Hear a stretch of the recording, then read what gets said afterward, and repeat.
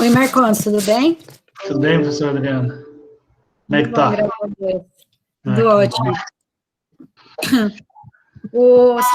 A gente já tem conversado um tempo, né, mas o nosso grupo aqui é um pouco semelhante do que o Juliano tinha lá, ou tem lá, né, em Goiânia, que é um grupo bem focado na parte de projetos, mas também tem um grupo de estudo. Ah, que legal.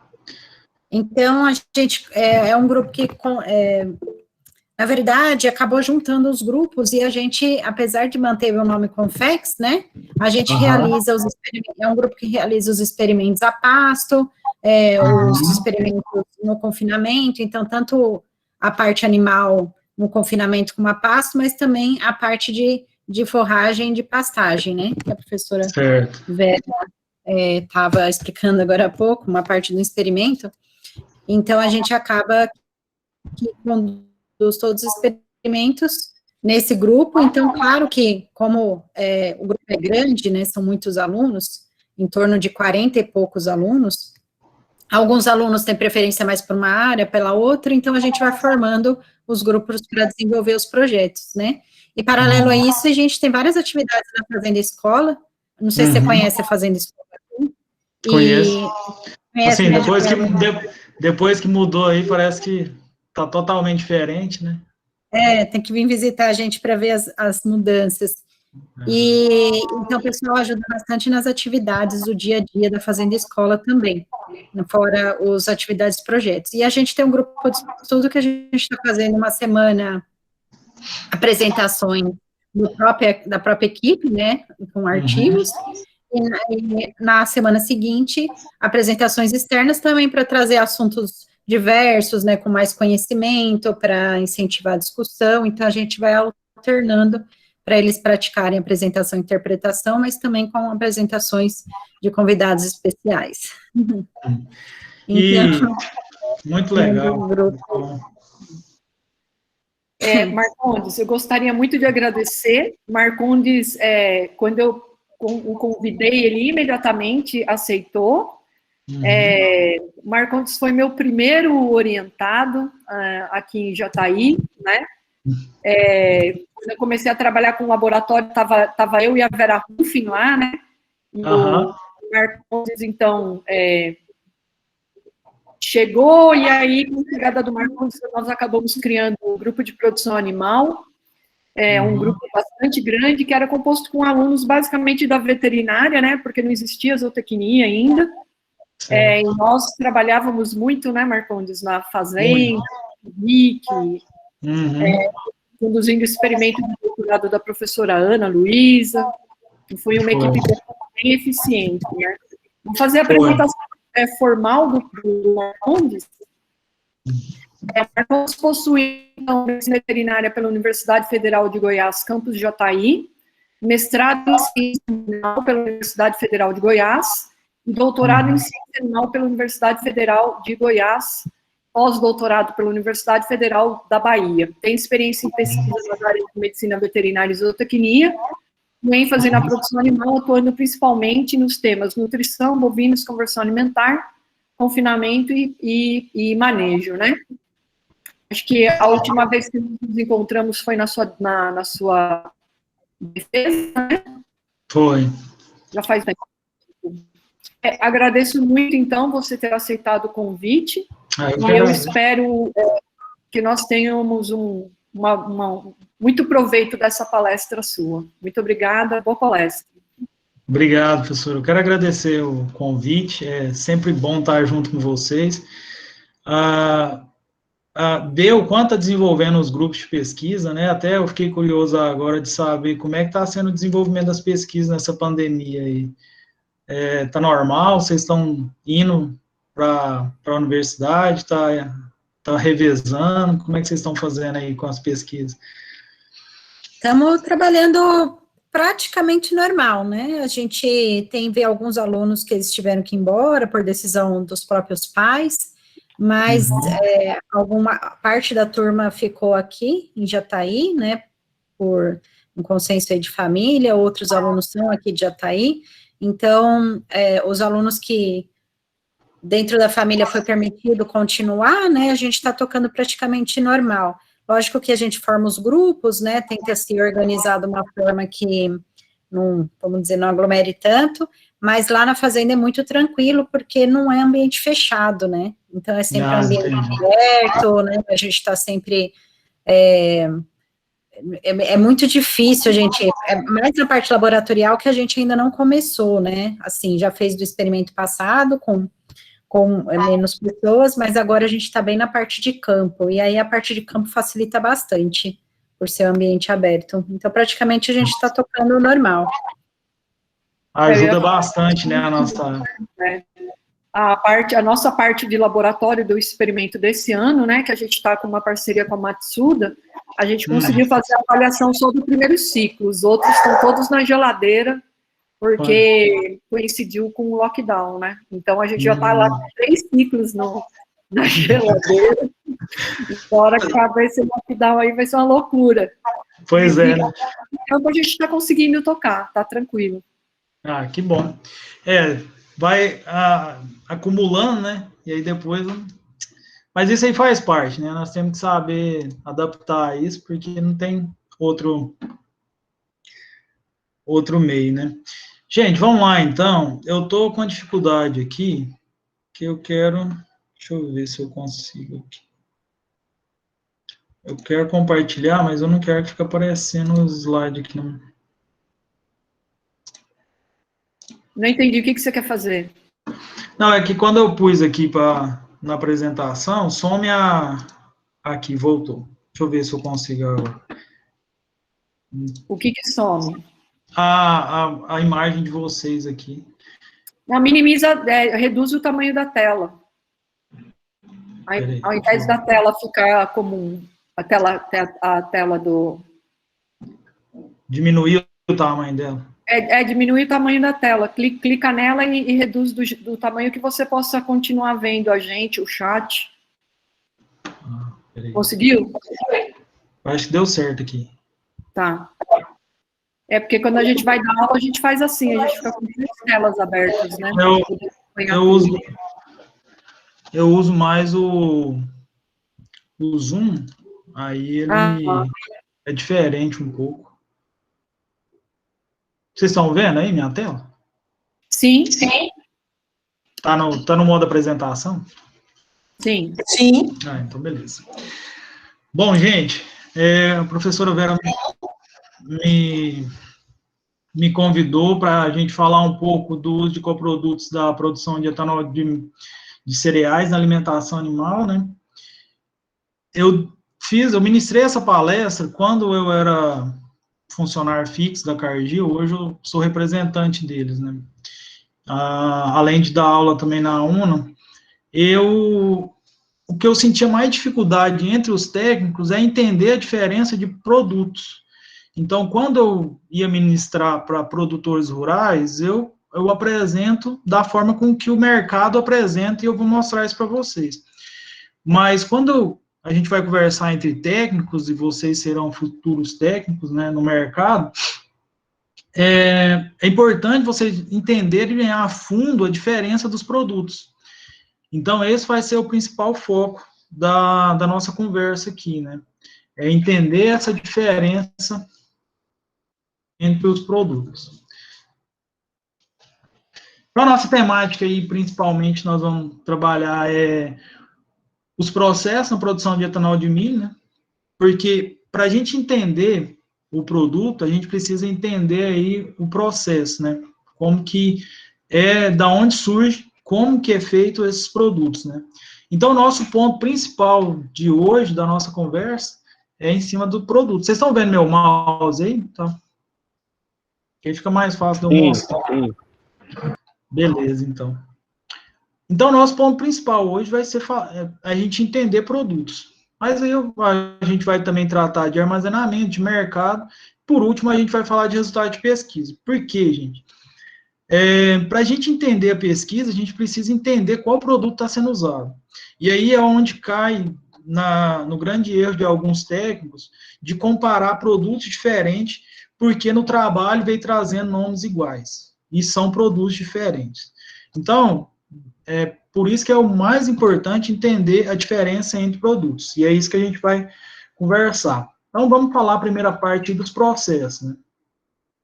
Antes da gente entrar no processo propriamente dito, para a gente pensar, para a gente entender por que é importante a gente falar de etanol de milho, de coprodutos do etanol de milho, falar de DDG, de WDG, é o tamanho do desenvolvimento que está ocorrendo no nosso país com a produção de etanol de milho. Então, vocês estão vendo aí um mapa aí, principalmente Goiás e Mato Grosso, que é onde mais está desenvolvendo, mas existem outros estados que estão produzindo, mas principalmente nos dois. As estrelinhas vermelhas, plantas em produção, que já estão funcionando. Desculpa, a verde plantas que estão em construção, e as amarelas são projetos que estão iniciando aí, mas já estão aprovados nas suas devidas empresas e vão começar a construção. Então, aqui, essa vermelha é a SJC, a Liquirinópolis. Aqui, nós temos Chapadão do Céu, essa verdinha, que está como planta em construção, mas já está na ativa, e uma aqui em Jataí, que também está como em construção, mas ela já funcionou, ultimamente ela está parada, mas ela também já está rodando. Outro ponto importante da gente pensar, quando a gente fala de plantas de etanol de milho, é saber a diferença daquelas plantas que vão produzir, que são plantas que eles chamam de full e flex. A full é aquela que é dedicada só à produção de etanol de milho. Então, a moagem dela não oscila no decorrer do ano. Então, você tem a produção dela praticamente constante. Já as plantas flex é aquela que moe cana e milho. Isso é importante da gente saber, porque quando a gente vai chegar na parte de mercado, vocês vão entender que a gente depende desse mercado, a gente vai considerar isso na hora de formular uma dieta, o preço sazonal. Por exemplo, a gente vai fazer um planejamento de um confinamento. Nós estamos perto de uma usina de etanol de milho, então vamos considerar o DDG dela. Mas justamente quando a época de fechar o boi no confinamento, é a época que a usina flex, ela diminui a moagem de milho para aumentar a moagem, para começar, na verdade, a moagem de cana. Então, durante o período da seca, ela vai moer cana e vai diminuir ou parar a moagem de milho. Então, isso é um ponto importante de considerar, né? E aí está a projeção aí para quanto que a gente vai chegar em 2030 aí com a produção de etanol de milho. Ou seja, nós vamos ter muita oferta de produto no mercado. Entendendo um pouco do milho, né? O milho, basicamente, ele é amido, de 67% a 72% dele é amido, e é isso que vai ser utilizado, o amido que vai ser utilizado para a produção de etanol, né? Vai ser fermentado pela levedura e vai transformar isso em etanol. O resto é o que vai sobrar e vai compor aí os produtos, né? Então, o pericarpo dele, a película que envolve ele, vai virar uma fibra, né? A gente vai ver quais são os produtos que vão sair. Tem muito óleo, vai tirar o óleo também, principalmente isso para aumentar a eficiência dentro da indústria. E proteína, que é o glúten, que a gente vai discutir bastante. E então, entendendo o milho, a gente vai entender aí a particularidade de cada produto. E como que a indústria faz para poder aproveitar mais esse processo. Então, para vocês entenderem um processo, vamos passar rapidamente aqui como que é feito o etanol do milho, né? Primeiro a gente faz a moagem do milho seco, e aí a maioria dessas indústrias já estão trabalhando aí com peneira de 3 milímetros. Depois dessa farinha que sobra, né, dessa moagem, vai sofrer o processo de liquefação. O que é isso? Vai adicionar água, uma água que já é do sistema, e é importante a gente entender essa parte, e depois ela vai ser pré-cozida, né? E nessa liquefação, As indústrias mais novas estão adicionando aqui a alfa-amilase. Por que que é importante a alfa-amilase nesse processo? Porque a alfa-amilase vai fazer a quebra do amido, né? Vai começar a formar destrose, e aí por um tempo, depois de um tempo, ela vai passar por uma centrifugação. Aqui é o ponto principal desses novos processos. A gente vai ver a diferença entre os novos processos e os processos mais antigos, mais simples, né? Então, aqui já sai um produto nesse momento, onde há a separação da fibra. Então, aquele pericarpo que eu mostrei para vocês lá, né, no slide anterior, ele já vai sair parte dele, grande parte dele vai sair nessa centrifugação. Por densidade, ele vai sair, o amido e o glúten vão seguir, junto com o óleo, e ele vai já sair esse WDG. Guardem bem essa parte.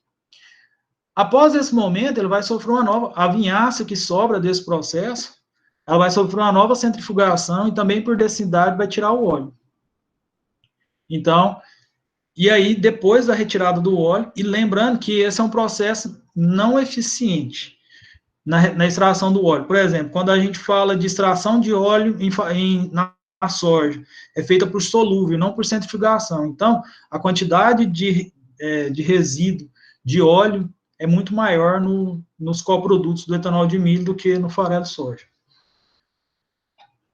A vinhaça que contém esse óleo remanescente, né, que eu falei para vocês, que não é eficiente, a proteína e o amido, já quebrado, né, que já vai ser uma destrose, vai seguir para a fermentação, e aí ele vai passar por um período de fermentação de 48 horas.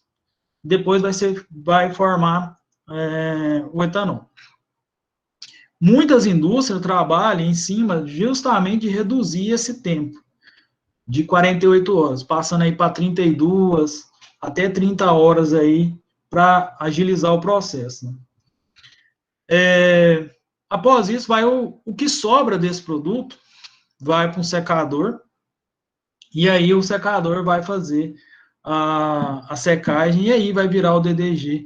Nesse caso aqui, como já extraiu a fibra, vai ser transformado naquele DDGS de alta proteína.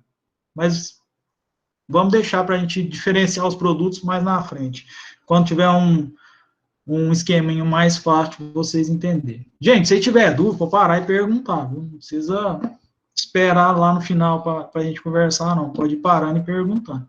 Então, os produtos vai ser o óleo, vai ser o etanol, né, o principal, o óleo.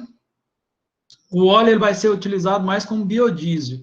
Ele não serve para alimentação humana, por ser um óleo ácido, difícil de utilizar ele aí para alimentação humana. A fibra úmida, que é aquela primeira parte que eu falei para vocês, que saiu na primeira centrifugação, ela vai ser aproximadamente 26% de proteína na matéria seca.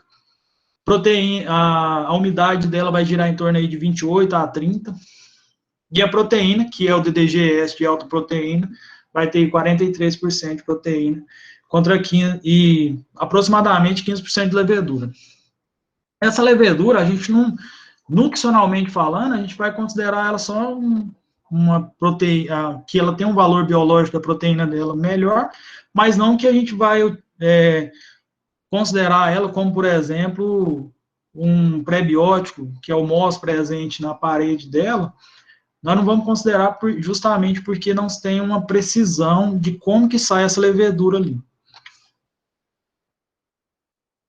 Bom, aqui, de forma bem resumida, temos um fluxograma mostrando aí esse processo que eu acabei de explicar. Lógico que isso aqui é um processo simples. Então, nós temos basicamente dois tipos de processo de etanol de milho no Brasil hoje. Que é o sistema convencional, que é esse aqui que vocês estão vendo. O que é o diferencial dele? Aquilo que eu falei para vocês, vai moer, vai fazer o cozimento, a liquefação, a fermentação e a destilação. Se vocês observarem aqui, a gente não tem essa centrifugação aqui antes, que é aquela onde faz separação da fibra. Ou seja, A fibra, nesse caso aqui, ela vai para a destilaria. O que isso implica? O produto final que nós vamos ter aqui. Então, ela vai fermentar, vai para a destilaria, vai sair o etanol. Na centrifugação, nós vamos ter aí os sólidos e o líquido, né? A maioria dos técnicos acha que todo DDG é S, todo WDG é S. E aqui é o primeiro ponto da gente aprender a diferenciar os produtos. Nem todo produto, nem toda indústria consegue ter um evaporador para conseguir fazer esses condensados aqui. Então, nem todo WDG é S e nem todo DDG é S. Justamente porque esse evaporador é muito caro. E o custo-benefício dele não justifica. Mas então, por que a maioria das indústrias coloca e vende como DDGS ou WDGS sempre? Porque, se você pegar trabalho na literatura, mostra que ele é melhor. Então, eles não vão deixar de vender porque, sendo que o produtor não sabe diferenciar. E a maioria dos técnicos também não sabe diferenciar. Então, vende como igual. Eu mesmo trabalhei na indústria e saía, o nome do produto era como se fosse WDGS e DDGS. Então, primeiro ponto aqui para a gente considerar. Segundo, se o que sai desse produto não é secado, a gente tem o WDG. Se é secado, se passa pela secagem, é o DDG. Se ele possui na sua indústria esse evaporador, e esse evaporador é adicionado, e esses solúveis, esses condensados solúveis aqui, que é o produto evaporador, for adicionado ao WDG ou DDG, nós temos aí o WDGS e o DDGS. Então, aqui nós temos um produto que ele é concentrado, a fibra e o glúten estão juntos nesses dois produtos aqui, e adicionado solúvel. Se a indústria tiver mais uma centrífuga aqui, depois dessa aqui, ele tiver outra centrífuga e conseguir extrair o óleo, aí esse produto aqui ele já é modificado. Então, ele já é um WDG e um DDGS com menos óleo. Que tanto, um produto desse aqui, se ele não tiver se essa indústria não tiver extração de óleo, vai sair em torno aí de 12% na matéria seca, de 10% a 12%. Se tiver, vai sair de 6% a 7% aí, de óleo na matéria seca.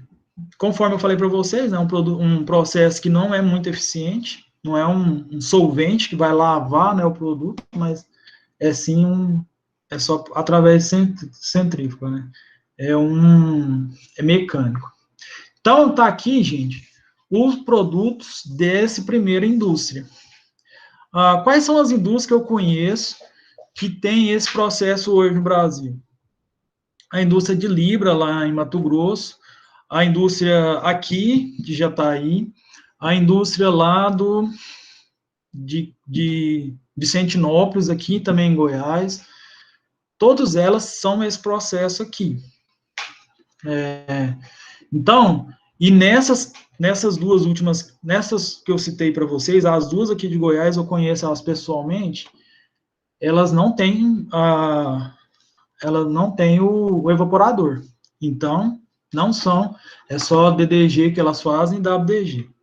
Gente, eu vou pedir 1 minuto para vocês para me desligar um ar-condicionado aqui, que eu pus ele meio forte. Peraí.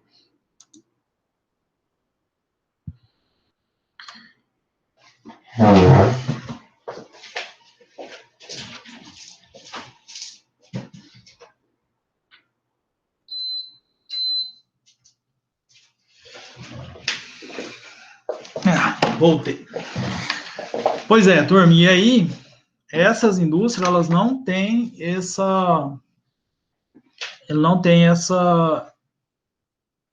evaporador. Então, elas fazem o DDG e fazem o WDG. Outro ponto importante, secador, gente, de qualidade, ele é muito caro. Então, o que é mais barato e mais comum da gente encontrar são secadores de contato, ou seja, é através do contato da parede com o produto que vai fazer a secagem. O que isso é ruim? Esses tipos de secadores, eles podem prejudicar a qualidade do produto final. Então, quando a gente vê aquele produto muito mais escuro, então a gente vê aqui nessa foto um produto basicamente da cor do milho, um milho seco, mais ou menos dessa cor. Aqui, então, são secadores de qualidade, consegue manter o produto na forma mais próxima do natural. Secadores que são menos eficientes, a chance de ter um produto mais escuro é muito grande e perde em qualidade.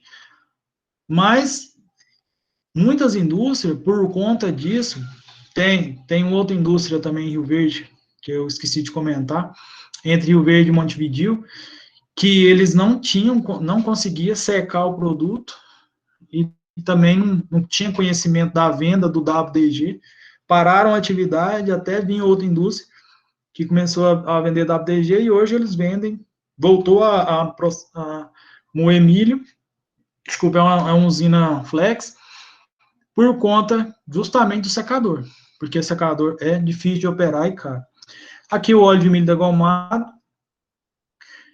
E aqui, gente, é um solúvel, que é aquele lá que sai lá no condensador, no evaporador aqui, ó, o condensador. Eu vou passar para o próximo aqui, depois eu vou contar o uso desse produto aqui num cliente, né, aqui na região. Agora sim, um processamento com separação de fibra. Esse aqui, gente, assim, o que tem de mais moderno para a produção de etanol de milho hoje. E as indústrias têm optado por esse tipo de processo porque ele tem o maior rendimento na produção de etanol. Ou seja, você consegue extrair mais etanol porque você consegue ter uma apuração do amido. Então, o rendimento é maior e as indústrias têm optado por ele. Só que, contrapartida, é um processo muito mais caro, né? Mas é aquilo que a gente falou, diferente daquele anterior que a gente viu, ele vai fazer a separação da fibra, ou seja, a fibra, ela não vai para fermentação e destilação, ela vai ser retirada antes. O mosto que sobra, que é o concentrado de proteína e óleo, é quem vai para a fermentação e destilação, né? O amido e o glúten que vai. Lá vai ser fermentado, e aí vai produzir o etanol, e por centrifugação vai tirar aí os sólidos e os líquidos. Da mesma forma, a gente vai ter aí, dentro do líquido, os sólidos. O que é esses sólidos, gente? O que é esses solúveis aqui, desse condensado? É uma concentração grande de carboidratos e proteínas solúveis. Então, o valor biológico dele é muito grande e é muito interessante produtos que têm o S, né? Os que melhora a qualidade do produto, principalmente na parte digestiva. Os sólidos. E aí, nesse processo, é possível ter um produto diferente, que é o DDG com alta proteína.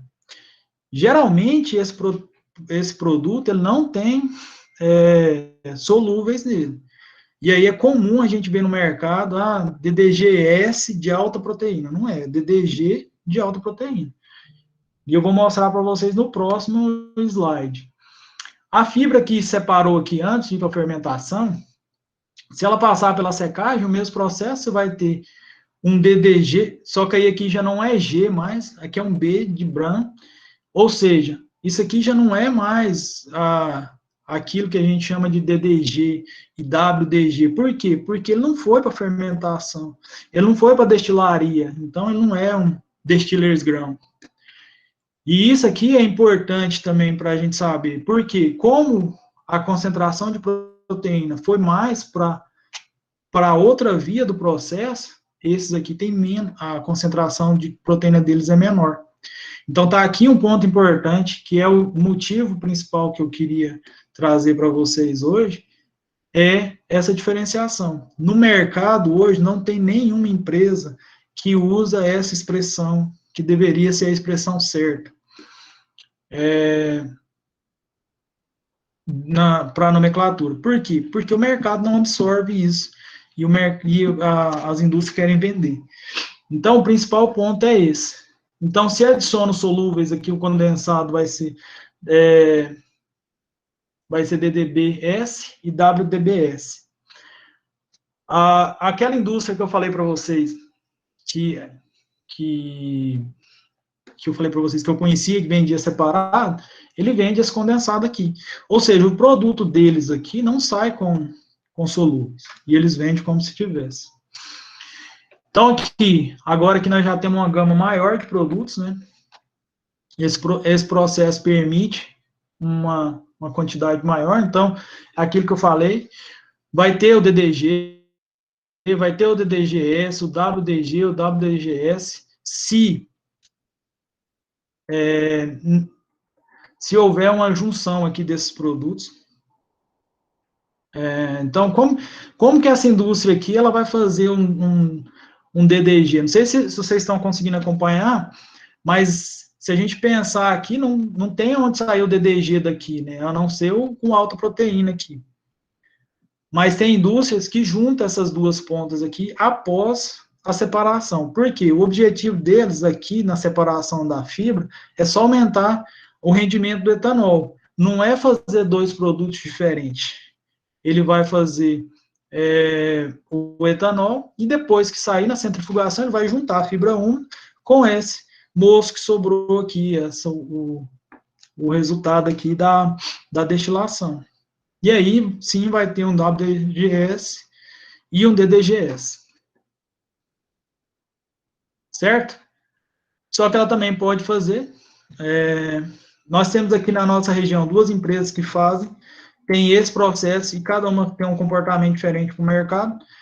A SJC de Quirinópolis, ela vende esses produtos separados, tanto que o nome desses produtos comercial é Flex Pro. Esse condensado aqui, ela vende separado lá na SJC, chama Flex Melaço. E esses dois aqui, tanto úmido como seco, chamam Flex DDG. Então, apesar de não ser um DDG ou um WDG, ela sai como nome de Flex DDG.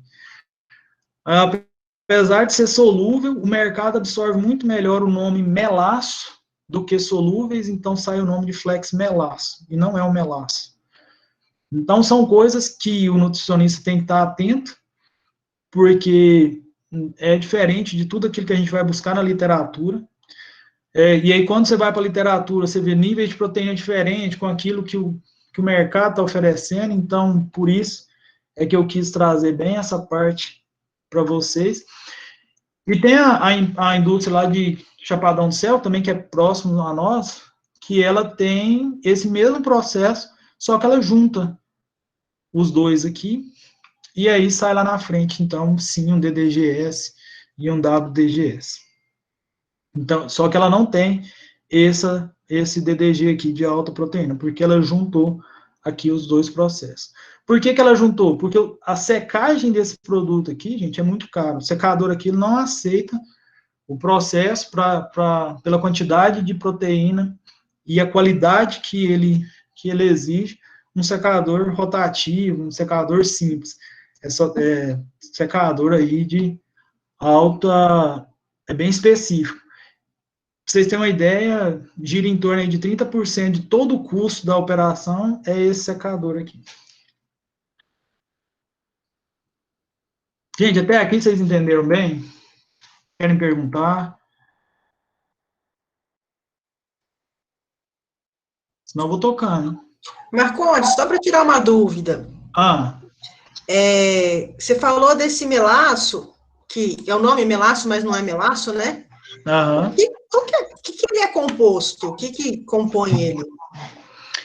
Ana, basicamente, é as proteínas solúveis e carboidratos solúveis que as leveduras não conseguiram fermentar quando falo de carboidratos, né?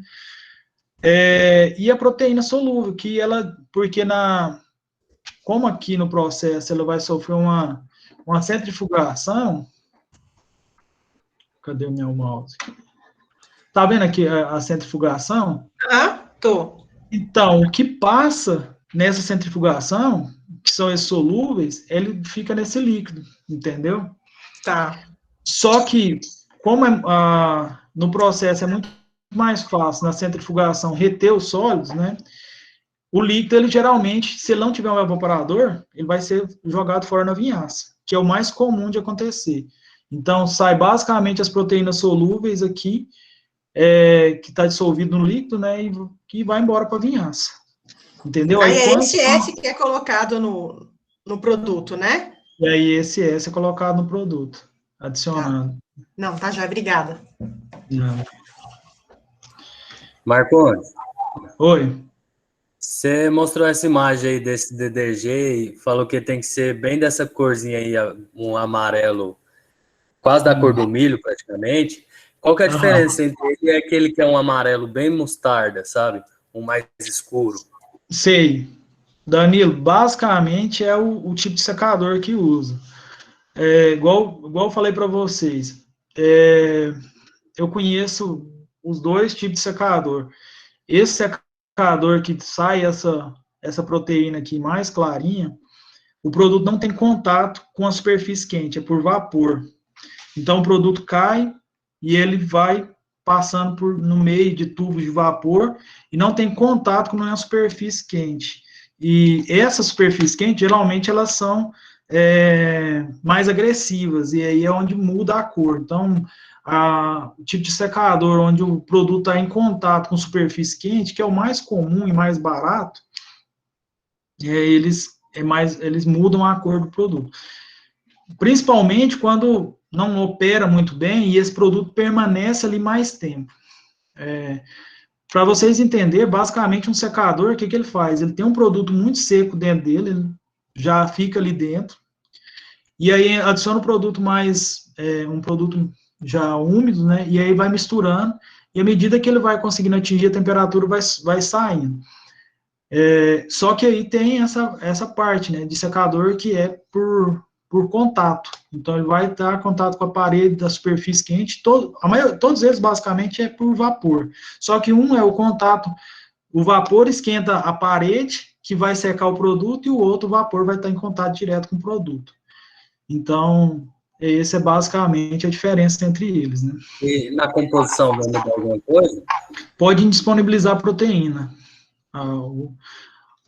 Tem um trabalho americano que eu posso até trazer na próxima apresentação, a gente marcar uma outra vez, que ele mostra que não tem, pela cor, você não consegue falar qual que é se realmente há algum efeito no desempenho do animal. O trabalho mostrou que diferença nas cores não alterou o desempenho. Só que a gente tem que analisar o quanto, não é só a coloração, né? É descobrir de onde vem e qual que é o tratamento que esse produto passou. Porque se a gente analisar somente a cor, e a gente pegar produtos de indústrias boas, com secadores bons, que simplesmente ficou um pouco mais de tempo no secador, então realmente não vai ter diferença. Agora, tem secadores que são muito agressivos, e realmente podem disponibilizar proteína. E é isso que a gente tem que trazer aqui para a nossa condição no Brasil, porque aqui no Brasil, as indústrias, existem indústrias muito mais, mais tupiniquim, sabe? Umas indústrias mais, assim, simples. Então, essas indústrias que a gente tem que estar avaliando.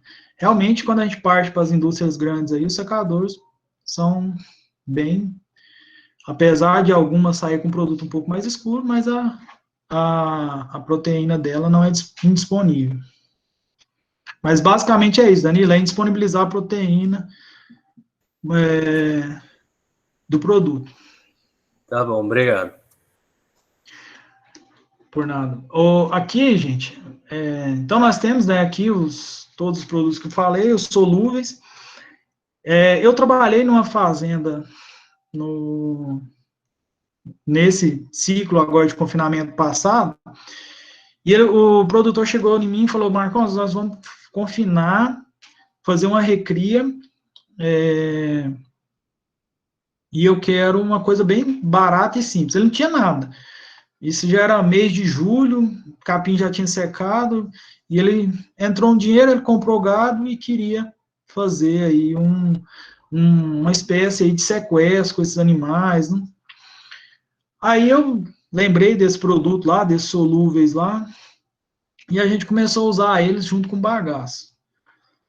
O resultado na primeira pesagem surpreendeu nós, tanto eu quanto o produtor, e ele resolveu que queria engordar só com aqueles dois produtos, o bagaço e as solúveis. E ele me surpreendeu, assim, que deu um resultado muito bom. E núcleo também, né? Mas não é assim, a gente encontra pouca pesquisa com esse produto. Eu usei basicamente, peguei a composição dele do laboratório, né, que eu tinha, e usei em cima de uma base no programa de um WDG. E ele comportou conforme o programa passou, né, em termos de consumo, de desempenho.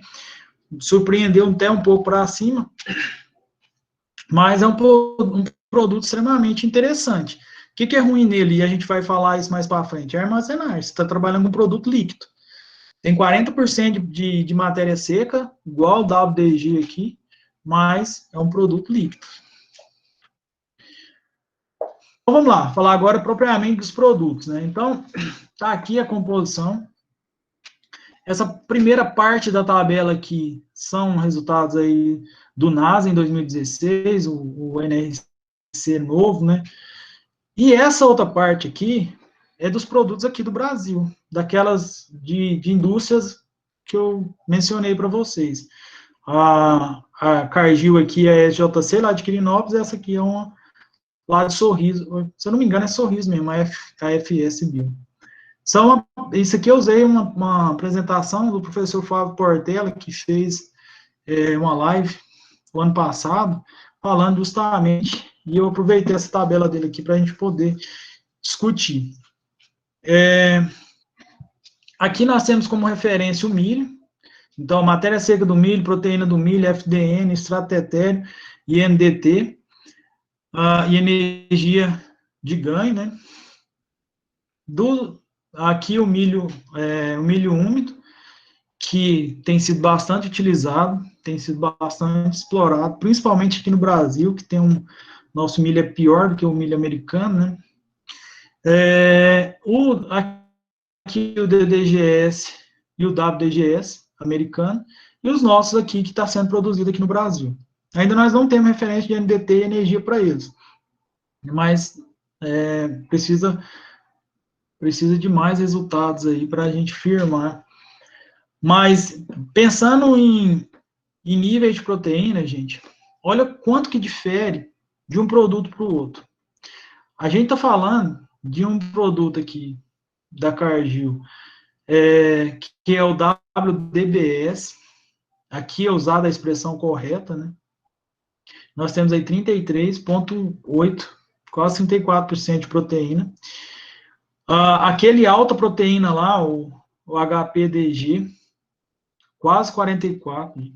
Esse produto hoje está sendo vendido, eu vou mostrar para vocês alguma coisa de mercado, está quase sendo vendido no mesmo preço de farelo de soja, com um apelo comercial aí de ter uma proteína não degradável no rumen, alta quantidade de proteína não degradável no rumen.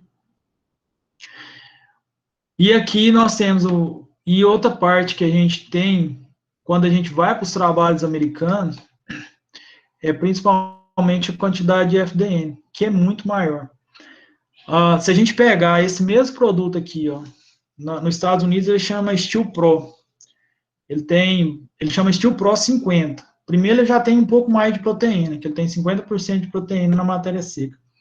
Segundo, ele vai ter 11% de FDN, porque a eficiência deles lá em separação da fibra é muito maior.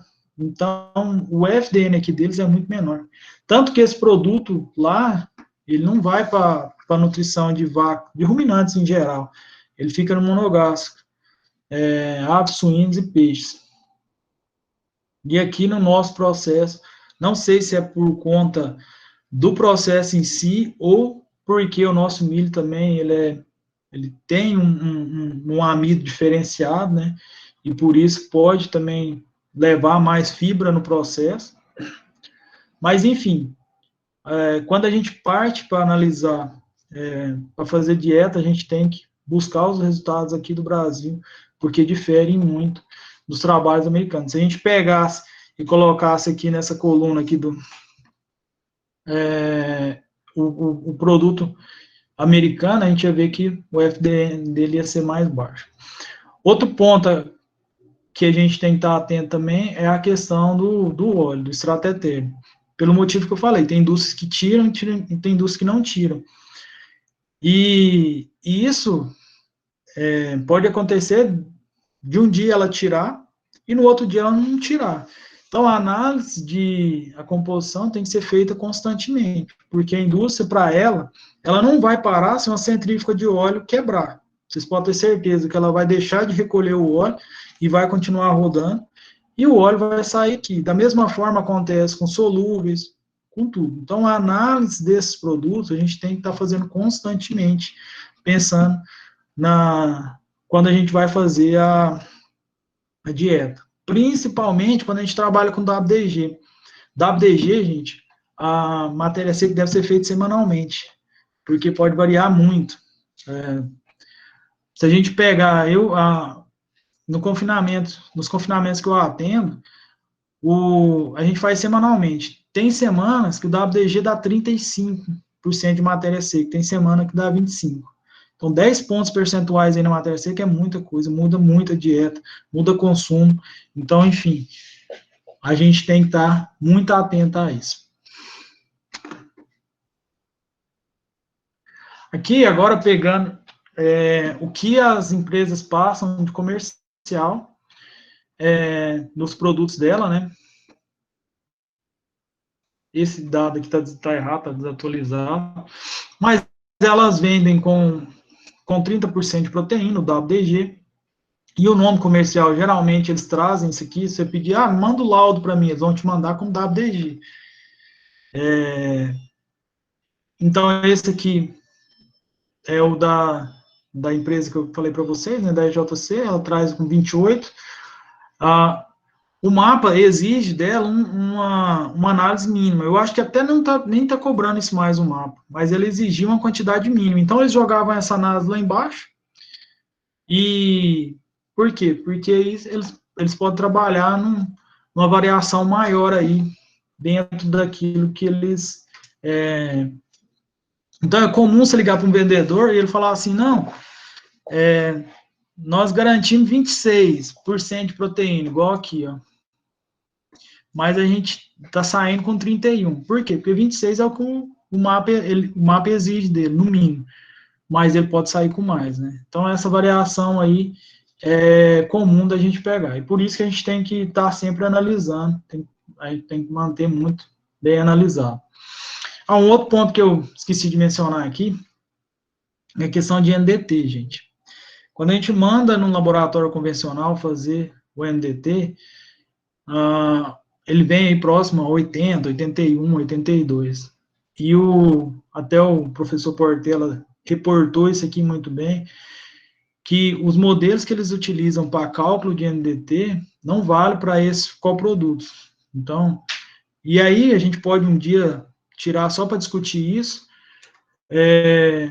Então, a gente trabalha aí, na hora de formular, eu não trabalho com WDG em 98, porque por uma série de fatores que eu não acho que o nosso WDG chega nesse ponto. Mas eu trabalhei com 89, ou 90, eu trabalho aí na formulação. E tem correspondido aí no desempenho do gado, trabalhando aí acima. Mas não trabalho com aquilo que o laboratório passa, de 79, 80. Esse aqui é o DDGS, ou o DDG de alta proteína, né? Então, aí ele tem matéria seca, aí vai trabalhar aí até de 43 até uns 46, 7. E aqui está um dos apelos comerciais dele, é justamente a quantidade de proteína não degradável no rumo, principalmente para vaca de leite. Como a exigência dela é muito maior em proteína não degradável no rumo, eles têm alguns produtos que eles utilizam, como farelo de soja modificado, o soypés. Então, como esse DDG de alta proteína, ele tem uma quantidade boa também de proteína não degradável no rumo, eles têm substituído. E por isso que o valor comercial dele subiu tanto, né?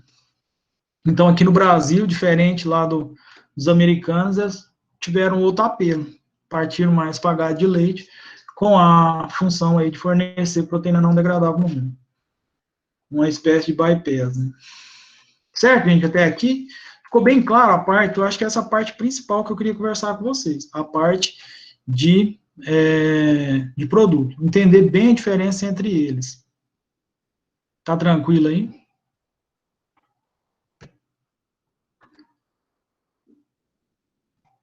Assim, tá tranquilo. Beleza.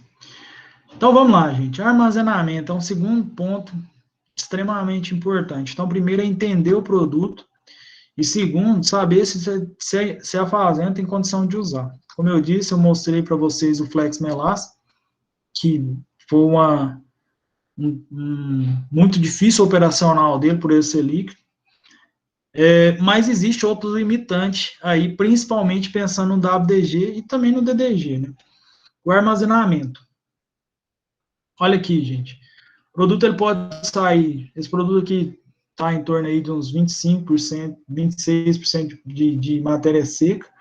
Ele escorre água, gente. Não sei se dá para estar dando para vocês verem, mas aqui tem uma poça de água aqui que ele vai. A água dele é uma água livre, não é a água inerente ao produto, então ela escorre, ela sai do produto. Uma das formas da gente ver como que está a qualidade desse produto antes de fazer uma matéria seca é espremendo ele, a quantidade de água que sai na mão, a gente começa a ter uma noção aí de como que está a qualidade desse produto. Então, isso interfere demais. Pensando nisso, gente, o que vocês acham que é a forma melhor de armazenar esse produto? O que vocês acham?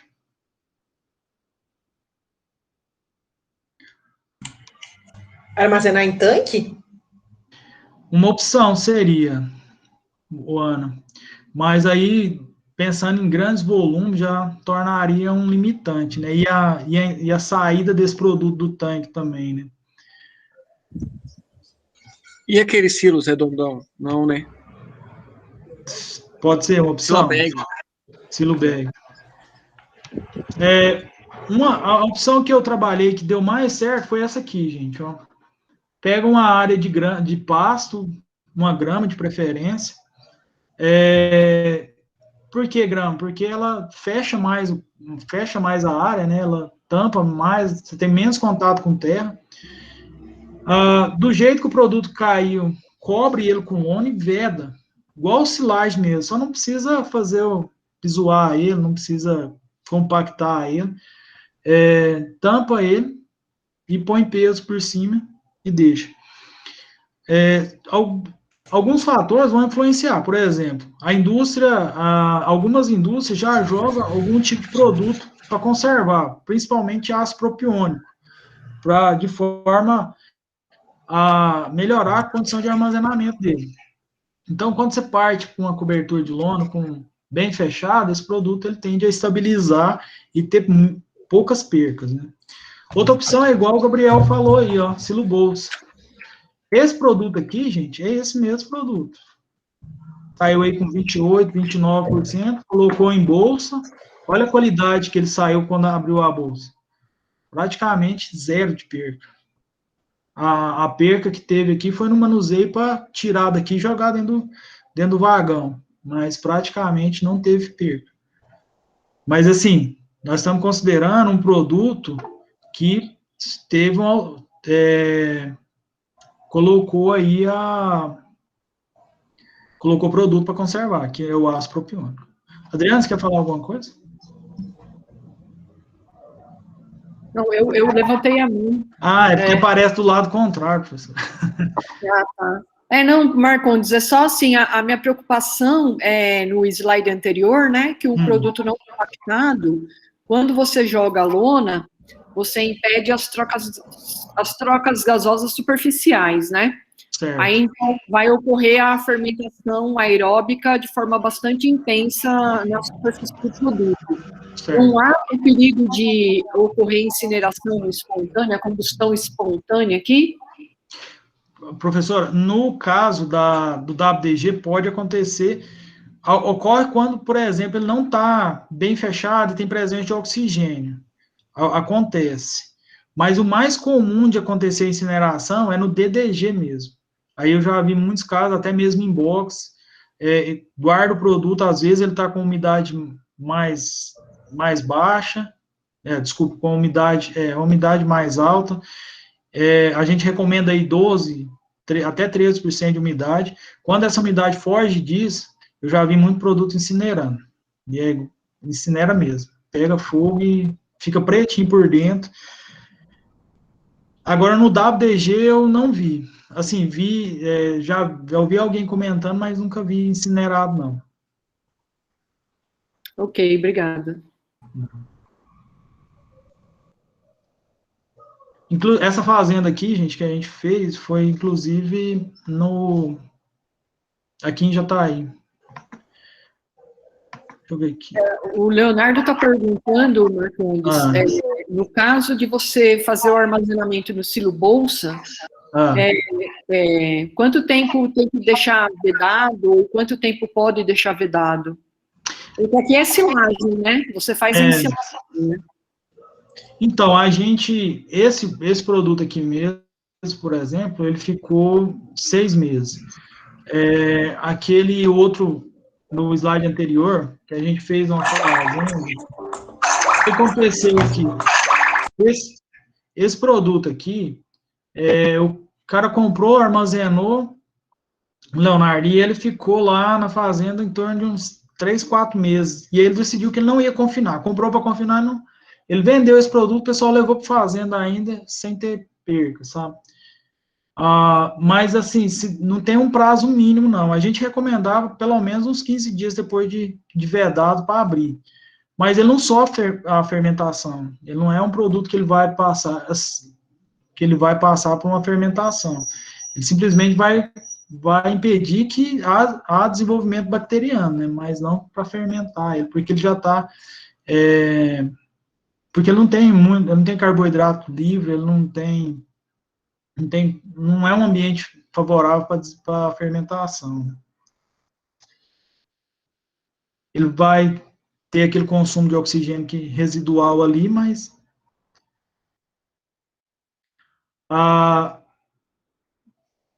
como eu falei no slide anterior, esse aqui é um produto aí de 29% a 30% de proteína, de matéria seca. Aqui é um produto com 25%, 23%. Olha como é que fica o formato da bolsa, totalmente diferente. Mas a qualidade do produto, ela permaneceu igual. Teve poucas percas também nesse produto. Agora, professor, como você falou, nós temos esse tipo de situação aqui, quando não é bem vedado, tá vendo? O produto escurece, a perca é grande. A minha recomendação era até que, se fosse para fazer mal feito, não tivesse condição de fazer uma vedação bem feita, fechando mesmo o silo, colocando peso por cima, fazer um trabalho bem feito de fechar o silo, eu preferia deixar aberto. Porque quando você deixa ele aberto, ele dá uma perca por cima, mas o meio dele a qualidade continua boa. Mas tudo pensando em um consumo rápido, aí de até 15 dias, né? Porque, o que acontece? Algumas propriedades chegavam lá para usar em 15 dias e vedava o produto, muito mal vedado, punha só uma lona por cima e acontecia isso aqui que vocês estão vendo. É extremamente, o produto perde muito fácil, por ser um produto úmido, né, ele tem essa característica de perder muito fácil e não aguentar aí muitos dias, né, sem uma devida uma armazenagem bem feita, né. Alguns trabalhos foram feitos para fazer essas bolas, igual bola de pré-secado, mas ainda não tinha sustentação, tinha que tirar um pouco mais da umidade dele para dar o formato da bola, né? Mas estão sendo trabalhados aí para conseguir utilizar também nessas máquinas. Aqui já é um produto seco, que é nesse caso aqui, é um DDG de alta proteína, que também foi utilizado, também não teve percas aí dentro do silo bolsa. Mas esse aqui é mais fácil de armazenar. Como eu tinha falado com a professora Vera, se ele tiver na umidade certa, tiver em torno acima de 13% de umidade, e tiver num lugar arejado, a chance dele perder é pouca. Cresce, desenvolve inseto, mas a perca dele é menor. Mas agora, tendo contato com umidade, ou ele chegou mais úmido na propriedade, fora isso, ele incinera e fica pretinho por dentro, acaba com o produto. Bom, gente, mercado. O que nós estamos falando hoje de preço de WDG e DDG hoje, comparando aí com outras referências de concentrados proteicos, né? Então, nós temos aqui o valor por tonelada, né? E aqui quanto que sai o ponto de proteína deles, que é quando você está comparando produtos de proteico, você tem que comparar aí o ponto de proteína. Uma das formas de comparar, né? Então, esse preço, esse aqui é a primeira quinzena de março, então é bem recente esse trabalho aí da Scott. Quinzenalmente eles lançam, esse informativo. Então, a gente tem que avaliar, lógico que a gente faz avaliação dentro de um programa de formulação que traz um resultado muito mais preciso para nós. Mas, de forma geral, se a gente for comparar preço para começar a fazer um planejamento de um confinamento, a gente já começa a observar justamente o ponto de proteína, quanto está custando o ponto de proteína, né? Então, aqui é reais por quilo. Então, esse DDG aqui está custando R$ 5,70 o quilo da proteína dele. Se a gente comparar aí com farelo de algodão e com farelo de soja, está bem mais barato, né? Então, o farelo de algodão 38 ainda está mais competitivo. Então, é isso que a gente tem que fazer, um exercício que agora a gente começa os planejamentos do confinamento agora, a turma começa a ligar e perguntar o que é a sua sugestão, e é um ponto que você começa a observar, é esse, justamente quanto que está custando o ponto de proteína aí. Lembrando, gente, que ele coloca esses trabalhos aqui, esse informativo aqui, ele coloca um ponto médio de proteína, ele coloca todo mundo na mesma condição. O que ele faz? Ele pega lá o WDG, que é de 26, e leva ele para 32, para comparar, para fazer um comparativo. O que pode acontecer? A indústria, com base nisso aqui, começa a vender o WDG dela de 26, com 350, fala, não, pode olhar lá na Scott, que o preço está lá, 356, mas aqui é um 356 com 32 de proteína. Então, tem que estar atento a isso. Aqui, só mostrando um gráfico, como que tem comportado o DDG em relação ao farelo de soja. O preço do DDG, ele acompanha o farelo de soja, o que puxa, o farelo de soja sobe demais, o produtor deixa de usar farelo de soja, começa a comprar DDG, e aí puxa o preço do DDG. Então, é um comparativo deles, a baliza de preço do DDG hoje é o farelo de soja. Apesar aqui, como a gente pode ver, a gente baliza também muito com o milho. Por quê? Vocês vão ver nos trabalhos que a gente vai começar a falar agora, que quando você aumenta a inclusão de WDG na dieta, de DDG, você começa a retirar um pouco de milho, por conta da energia que ele traz junto. Apesar de ser um produto proteico, mas ele traz consigo muita energia, né, que a gente conversou lá atrás. Então, ele também começa a reduzir o custo, pensando aí no milho de 80, como está hoje, 79, 80, e pensando também no milho de 70, lá no milho de safrinha também. Ele ajuda a reduzir o custo aí. Aqui é um comparativo, muita gente me pergunta, eu até pus isso aqui, qual que é mais viável, fazer etanol de cana ou etanol de milho, né?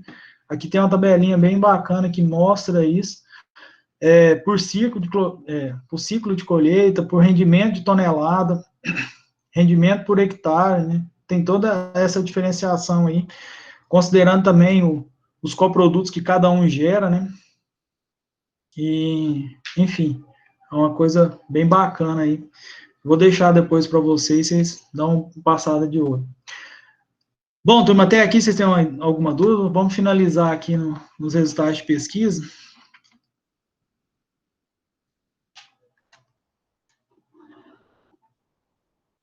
Bom, os benefícios nutricionais do DDG, quando a gente pensa, né?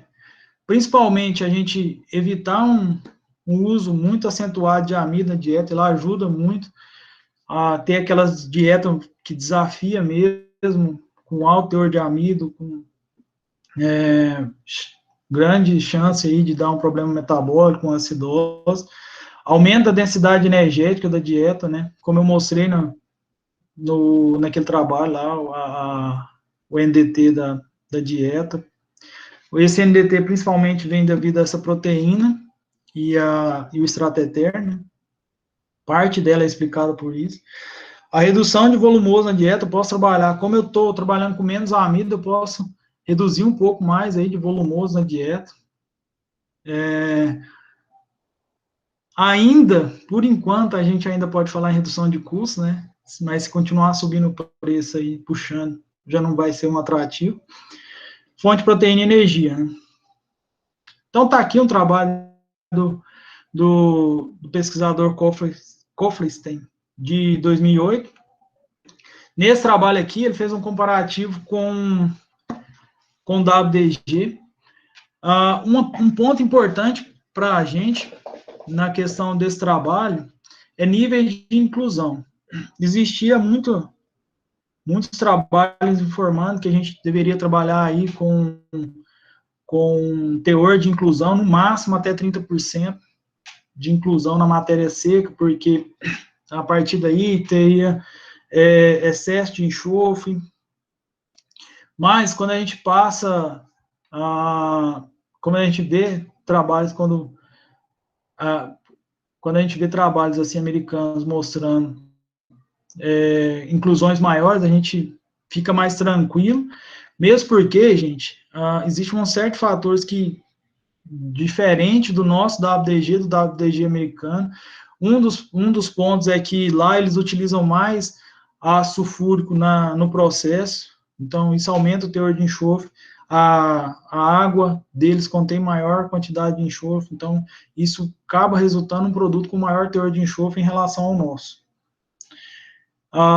Mas por esse trabalho aqui, a gente pode observar que, se a gente for olhar o ganho de peso, o melhor ganho de peso aqui foi com uma inclusão de 30%. Já a eficiência alimentar acompanhou, quanto maior o consumo, maior foi a eficiência. Pensando no DDG, o resultado foi semelhante para ganho de peso, mas para eficiência alimentar, o nível de inclusão aí foi de 10%. Como que a gente hoje, como que a gente vê as dietas hoje, a maior parte dos confinamentos trabalhando? Quando começou as primeiras plantas rodando aqui, valor de WDG lá embaixo, a turma estava trabalhando com 40%, 45% de inclusão na matéria seca. O desempenho foi menor, correspondeu ao que os trabalhos estão mostrando, mas em termos de rentabilidade, como o produto naquela época era muito barato, compensava mesmo com ganho menor. Então, a diária ficava muito mais barata. A indústria queria colocar o produto disponível, o produtor estava querendo buscar novas fontes, e encasou bem, e aí trabalhou em torno aí de 40, 45. Alguns confinamentos que eu acompanhei trabalhavam nessa inclusão. Chegou a usar, aqui o trabalho mostra aí, uma referência de 8 quilos, nós chegamos a usar 12 quilos de matéria natural aí na dieta. E não tivemos problema de polincefalomalácia, de nada de intoxicação por enxofre. Mas era uma coisa viável. Passou-se esse tempo, agora, o que é mais comum da gente ver é entrar na dieta em torno de 30 a 35, que é o que os trabalhos têm mostrado. Só que, gente, a gente tem que buscar um pouco de pesquisa nacional. Aqui está um trabalho que foi conduzido lá na Exalc, comparando, né? Aqui estão os ingredientes, né, a composição. Então, eles usaram aquele DDG lá, de alta proteína, né, que a gente discutiu, 44% de proteína. Esse aqui foi um produto lá da FS, lá do Mato Grosso. FDN de 33, extrato etéreo de 14. Quando a gente vê um extrato etéreo de 14, a gente sabe que a indústria lá não está extraindo óleo. Só que, quando foi realizado esse experimento aqui, foi no início da indústria. Hoje, provavelmente, essa indústria já extrai o óleo. Então, é uma coisa, como eu disse para vocês, tem que fazer análise direto. Não dá para confiar que a indústria não vai mudar, ela pode mudar. Com certeza, hoje ela já está extraindo o óleo, e esse valor aqui de óleo já está bem mais baixo, em torno aí de 7, metade. Usando também a fibra seca e a fibra úmida. Tudo o mesmo processo. Desculpa. Esse extrato etéreo aqui é devido ao processo, né? Mas provavelmente também já caiu hoje.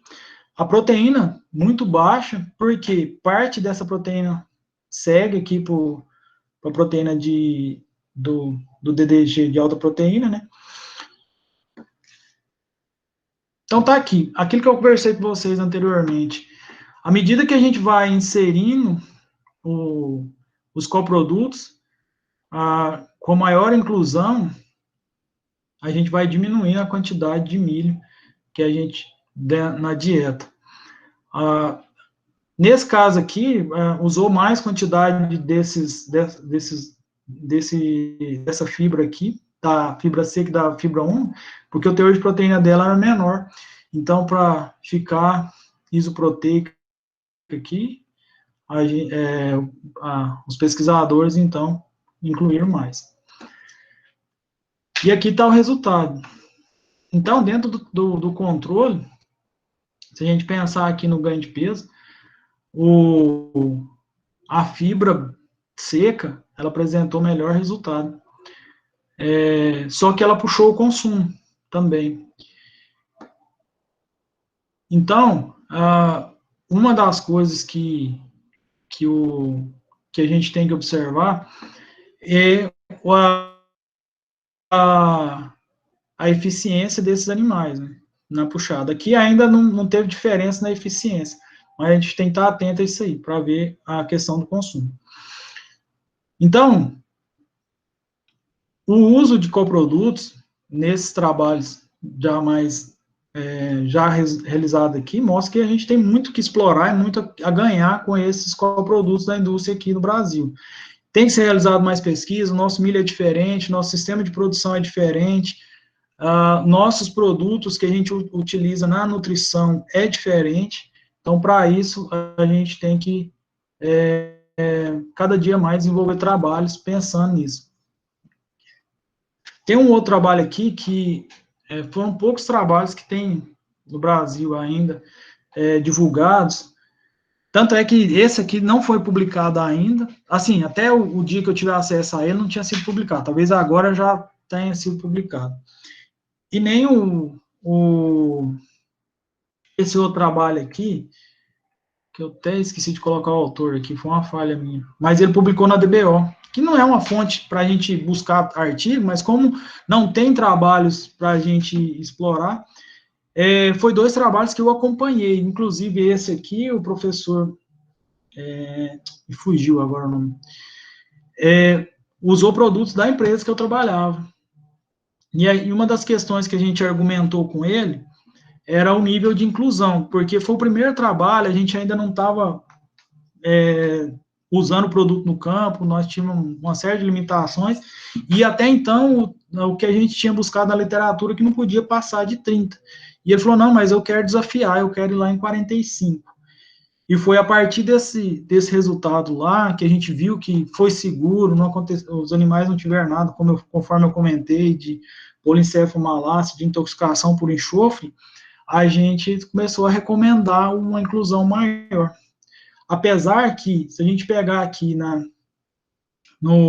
aqui está os tratamentos, né, e aqui a gente está a proteína. Um outro ponto que eu comecei também a trabalhar, e depois eu vi alguns outros pesquisadores também falando, e igual eu falei para vocês, nós podemos um dia tirar só para conversar sobre inclusão e uso nos trabalhos, nas dietas, é que a gente pode trabalhar com um pouco mais de proteína na dieta. Que essa proteína aqui, por ela ser uma proteína que não é degradável no rumo, ela vai virar energia e vai compensar essa parte aí de nitrogênio a mais que vai estar entrando na dieta. Então, essa quantidade não limitou aí o desempenho, né? Agora que eu vi que eu não coloquei a tabela do desempenho. Mas não teve diferença, eu esqueci agora de colocar, mas eu acredito que não foi eu acredito que o tratamento com 30% foi o melhor, mas não teve diferença, desculpa, foi melhor com 30%, mas o de 45% não foi o que ficou mais atrás, né? Mas eu vou trazer isso aí na próxima, um dia, ou então eu mando para vocês esses resultados. Mas, enfim, o que eu queria mostrar para vocês é justamente isso, que se a gente pegar trabalho americano, a gente vai sempre ver que os resultados falam da gente trabalhar em torno aí de 30 a 35. E o que a gente tem visto aqui no Brasil é que a gente já pode trabalhar um pouco acima, lógico que isso dentro do fator econômico, ser viável economicamente, trabalhar aí, podemos trabalhar até com 40, 45 aí, tranquilamente. Certo, turma? Então, o que eu queria deixar para vocês é justamente isso que a gente conversou, conhecer bem o produto, entender com qual produto você está lidando, saber que se um dia você precisar pegar de outro fornecedor, às vezes não é o mesmo produto. A armazenagem também, ela é um ponto principal, então tem que saber e comprar o produto certo para depois pensar em formular, certo? Professora Vera, não sei se era bem isso que a senhora queria conversar, mas que eu achei de mais importante trazer para vocês hoje foi isso. Não sabia qual que era o tempo, se eu extrapolei demais, se eu falei demais, se eu falei de menos. Não, estou tranquilo. Acho que é importante, né, que os meninos saibam como que é gerado o subproduto, né? Essas diferenças, principalmente aí em pontos de proteína, pontos de energia na matéria seca, que é o que deve definir a aquisição ou não do ingrediente, além das condições de armazenagem, né? Se é possível ou não armazenar o produto na propriedade. Justamente. Eu acho que a Ana Luísa talvez tenha mais comentários para fazer, já que ela é da área de nutrição, né, de ruminantes. Mas eu acho que a gente tem que aprender a trabalhar com aquilo que está mais próximo da propriedade, né? Então, é importante ter esse jogo de cintura e essa noção de como avaliar, o que estudar, né?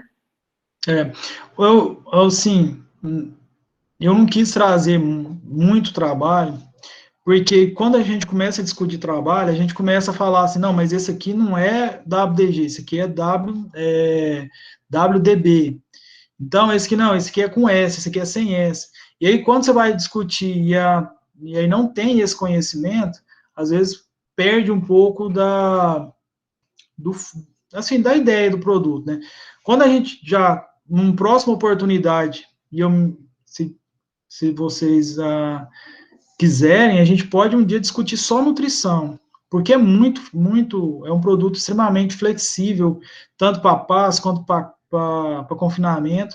Então tem muita coisa para discutir, mas agora já com conhecimento prévio do produto, né, do que a gente está falando quando a gente está comparando o produto, porque quando você fala assim, não, o WDB ele tem menor quantidade de proteína, por isso que usou mais, por isso que usou menos, entendeu? Então, é importante ter isso aí, esse conhecimento prévio, né?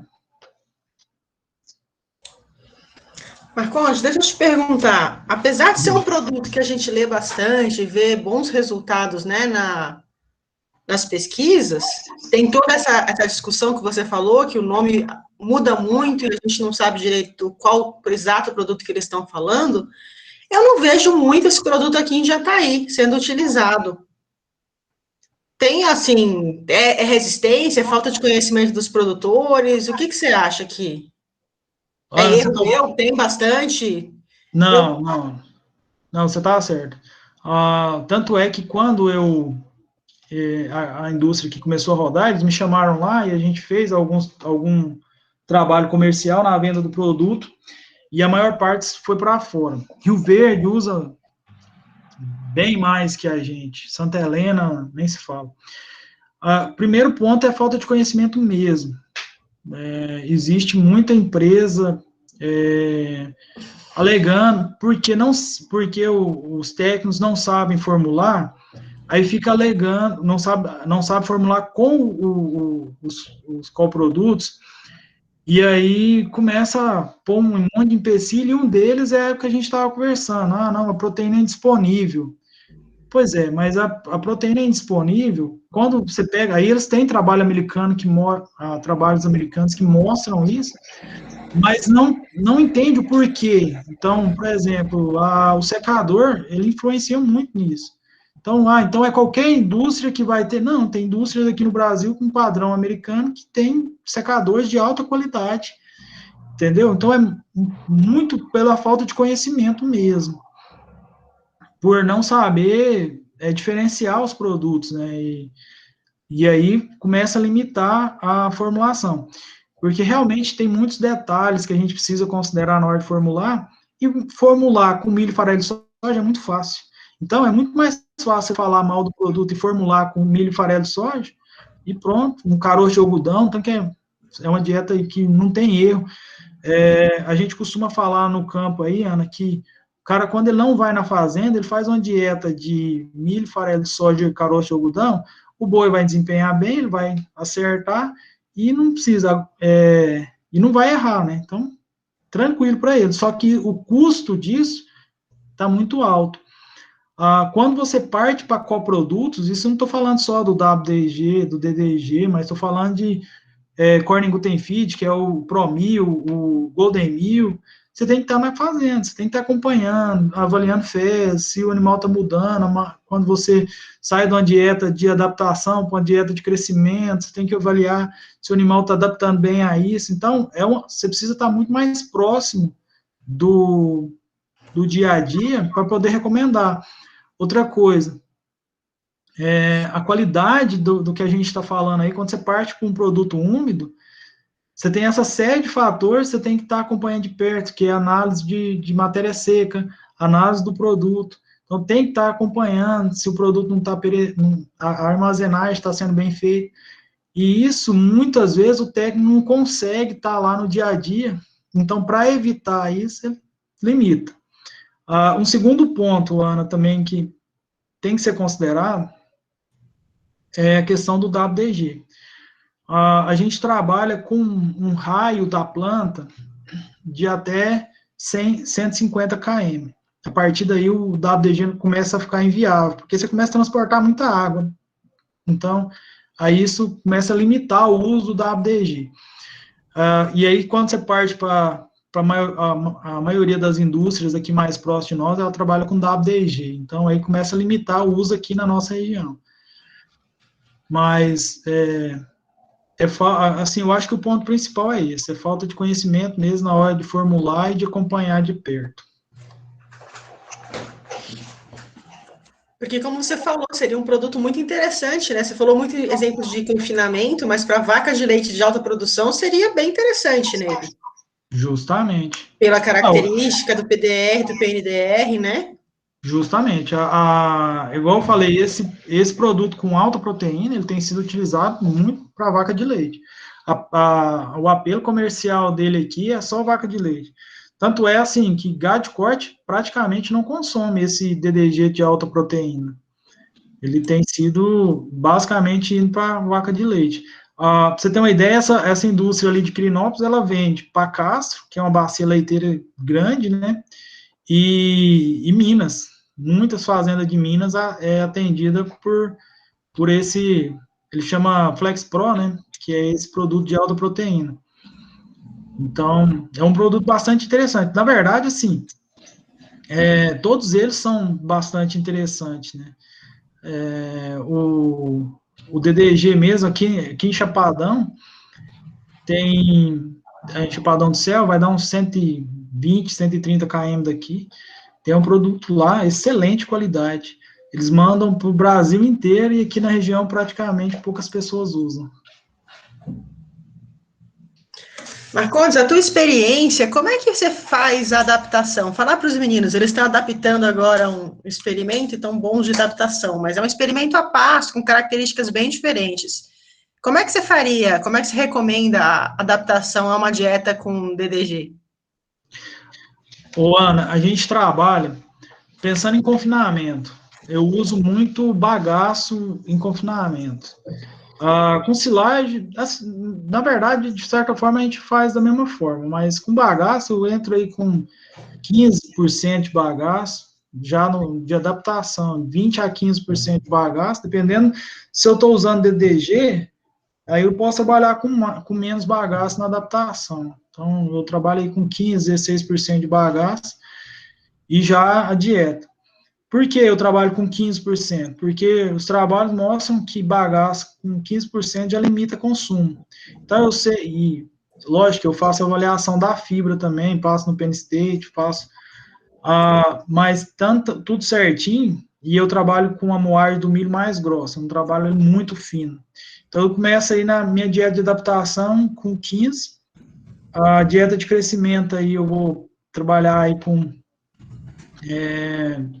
mais ou menos uns 10, 12 de bagaço na matéria seca, e aí eu vou partir para 8, finalzinho aí eu posso até baixar um pouco mais. Lógico, é igual eu tô falando para vocês, eu vou todo dia não, pelo menos uma vez na semana no confinamento, avalio o fezes, avalio o consumo, estou em cima para trabalhar num desafio assim, né? E aí eu consigo reduzir um pouco, usando o WDG, Ana, eu consigo reduzir um pouco de milho. Então, eu não trabalho com 60%, 65%, 70% de milho, eu trabalho com 50%, 47%, e é isso, eu reduzo um pouco o meu desafio, né? Usando o WDG. Então, o WDG é bom dar essa flexibilidade para a gente trabalhar. Trabalhando também com caroço de algodão. Agora, a passo, o que eu costumo fazer, Ana? Pensando na recria, agora, nessa época, eu já começo a trabalhar um proteinado, se esses animais eu vou entrar com eles no confinamento, eu já saio agora de um sal aditivado e vou para agora em mês de abril, já começo com 0,5, e aí eu já vou adaptando esses animais, chegando a 1%, para aí eu já ir para o confinamento já com esses animais já acostumado com coxo, já com rumen adaptado aí a uma quantidade de amido, para depois eu continuar evoluindo ele, entendeu? Uhum. Agora, se eu pego animais que vêm sem nenhuma adaptação, aí eu tenho que avaliar, mas aí eu já entro com um pouco mais de bagaço, entendeu? nos primeiros Certo. dias. Você falou que o preço dele é bem inferior ao farelo, né, de soja. Bem, Então, Acompanha, mas é mais baixo, né? você me fez lembrar, Ana, de um negócio que também limita a quantidade de uso de DDG. Alguns nutricionistas, por essa questão de coloração e tudo, uma série de fatores, eles limitam a inclusão, quer dizer, eles consideram a proteína do WDG em torno aí de, vamos falar que na análise da 20, eu não sei qual que é a conta que eles fazem, mas eles baixam aí a proteína para, a análise está dando 28, ou desculpa, 30, 31, 32, eles baixam para 15, porque fala que é só aquilo ali que aproveita, né? Enquanto que os trabalhos mostram que não é isso. Mas aí eles fazem, então, quando eles vão fazer a conta do custo da matéria seca, aquele ponto de proteína que a gente conversou naquela tabela, eles não consideram aqueles 32% que está lá, eles consideram 12, 18, porque eles falam que é o que o animal aproveita, mas igual eu falei, a gente tem muito mais trabalhos mostrando que essa proteína está disponível do que indisponível. Lógico que a gente também tem que considerar quando o produto é feito de sorgo. Aí ele vem com um pouco mais de proteína, mas aí a gente desconsidera aí 10 a 15% desse valor da proteína, porque essa proteína realmente é indisponível. Mas em termos de milho, não. Uhum. Tem o Danilo aí, acho que tá com a mão levantada aí. O Gabriel levantou primeiro, pode perguntar, Gabriel. Fala aí, Gabriel. Minha pergunta era, tipo, eu tô trabalhando com DDG, né? Aí vamos supor que nesse meio período o WDG fica mais barato que o DDG, vamos supor. Aí eu tenho que fazer eu faço uma nova dieta, eu tenho que readaptar ou posso continuar normal, só que eu maneiro na quantidade? Gabriel, você pode trabalhar, você vai ter que, para manter o padrão, você vai ter que. Não, desculpa. Quando você trabalha o contrário, quando você está com WDG, por exemplo, confinamento que eu atendo, eu recomendo que a turma deixe um DDG de reserva ali. Se acabar, a indústria não conseguir entregar dentro do dia, aí eu falo, aí você coloca o DDG e adiciona água. O que muda, porque aí eu consigo manter a matéria seca da dieta. E aí eu não vou ter prejuízo no consumo. Pode mudar, mas vai ser bem pouco. A perca é bem pequena. Agora, o contrário, você vai ter problema se a sua dieta, dependendo da matéria seca que tiver a sua dieta. Se você estiver trabalhando com a dieta de uma matéria seca maior, quando você mudar, provavelmente, se você não estiver adicionando água, vamos pensar assim, quando você entrar com WDG, o consumo pode aumentar demais. E aí, dependendo da quantidade de milho que você tiver, de amido que você tiver nessa dieta, você vai ter problema, entendeu? Então, tentar entender, tentar analisar isso aí também, a questão da matéria seca da dieta. Entendi. Obrigado. E se eu tô usando o milho úmido na dieta, eu tô com a dieta balanceada, usando o milho úmido, e aí resolvo mudar para o DDG. Quanto a mais que eu devo usar de DDG para cada quilo de reidratado ou milho úmido? Ô Danilo, eu não tenho esse número na cabeça. A gente já trabalha assim, em torno aí de 1 para 2, 1 para 3 de milho para DDG. Agora, para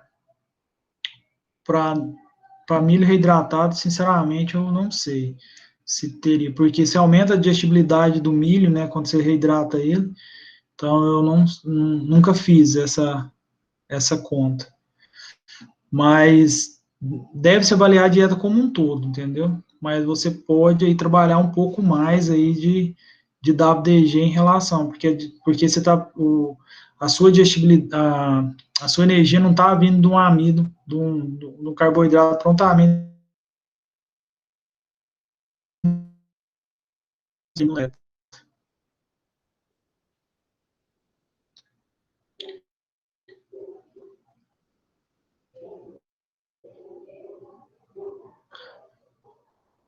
Parece uma cortada aqui. Deu, cortou. Para mim, cortou. Aqui também cortou tudo. Parou lá na Danilo. digestibilidade do milho reidratado. Então. Ô, Danilo, você tem que tomar esse cuidado. Assim, quando você vai sair do milho reidratado para o WDG, até que não é uma transição muito... É segura essa transição. Você está saindo de um produto que é altamente digestivo para um produto menos digestivo, né? Então, por mais que tenha uma energia aí semelhante, mas você produz a menor quantidade de ácido forte no rumen. Agora, tem que avaliar a adaptação, né? Você tem que fazer essa transição de forma mais lenta. E aí vai não só da análise digestiva, nutricional, mas do custo também, né? Desse produto, né? Porque o milho reidratado é uma baita ferramenta, né? Você tem que usar, né? Então, tem que avaliar a dieta como um todo. Ok, entendi, obrigado.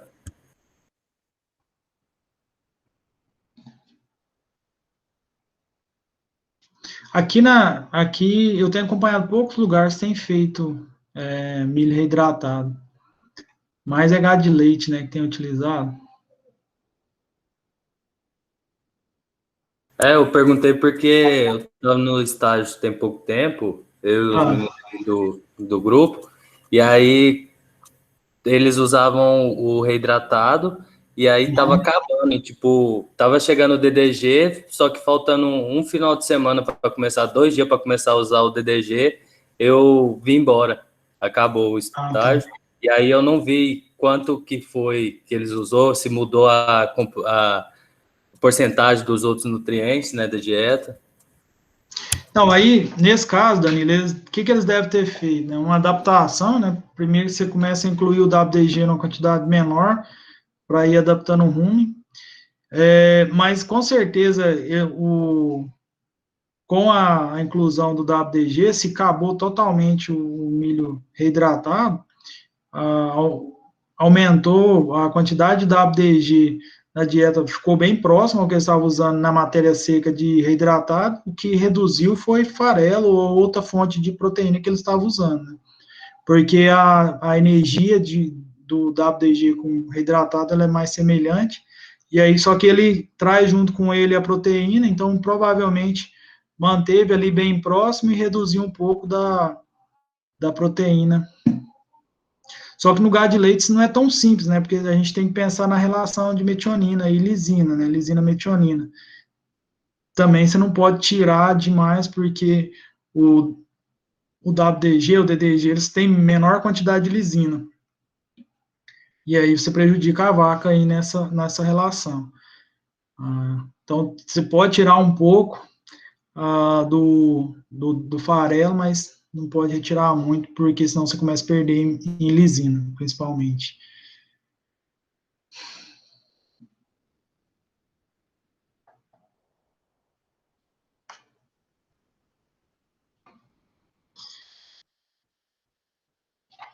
Mais alguém? Mais alguma coisa?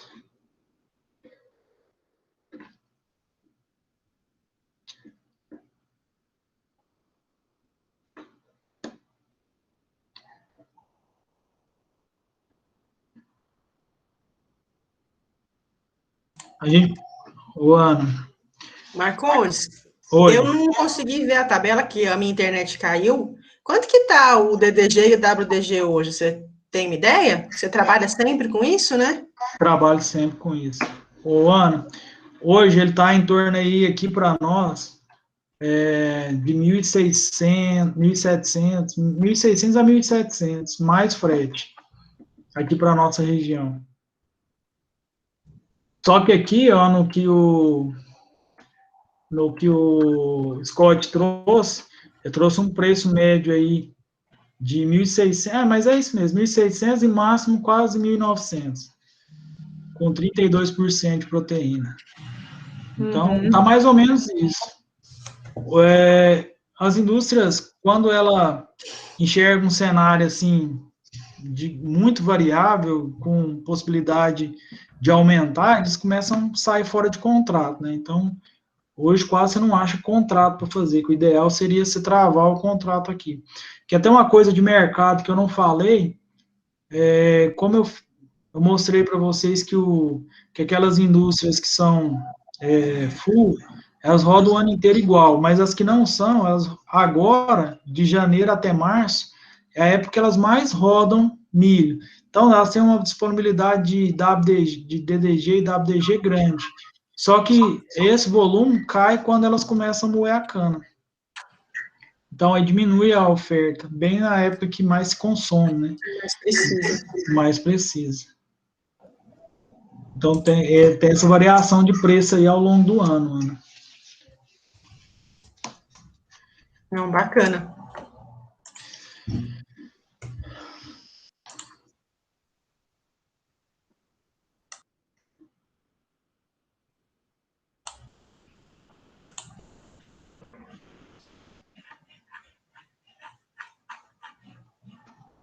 Mano, e o pessoal tem usado muito no pasto, viu? WDG e DDG.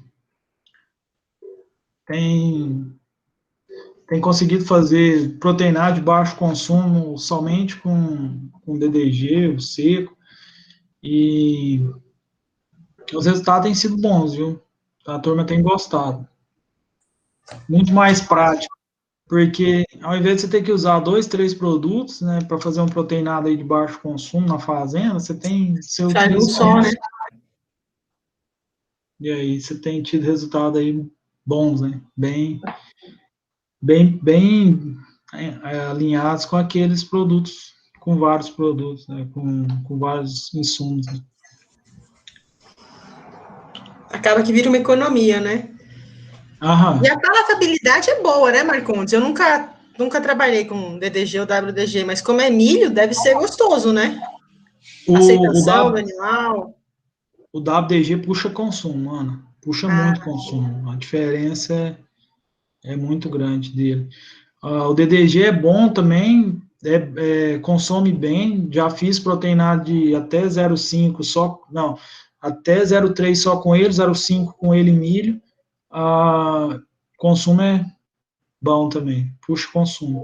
Agora, o WDG é incrível, quanto que ele puxa de consumo. Não, bem bacana. Obrigadão, Marcondes. É joia falar com você de novo e joia ter essas informações. Tá. Precisamos, nós estamos aí, tá bom? Joia. Turma, até mais para vocês. Obrigado, professora Vera, professora Adriana. Até mais para vocês. Nós que agradecemos, Marcondes, pelo volume de informações que você trouxe. Os meninos até tinham comentado a respeito do DDG, acho que até o Danilo tinha comentado, né? Eu tinha curiosidade sobre o DDG, então acredito que tenham sido sanadas aí as curiosidades e as dúvidas, e com certeza, se a gente tiver uma vaguinha aí no próximo semestre, a gente chama novamente, convida você para falar sobre nutrição, tá bom? Tá bom, vamos sim. Eu esqueci de pôr meu contato, mas vocês ficam à vontade, pode passar aí para a turma, se quiser qualquer coisa, chama no zap aí que nós conversa. Tá bom? Ok, então, muito obrigada. Obrigada, Marcondes. Boa noite. Obrigado. Boa noite.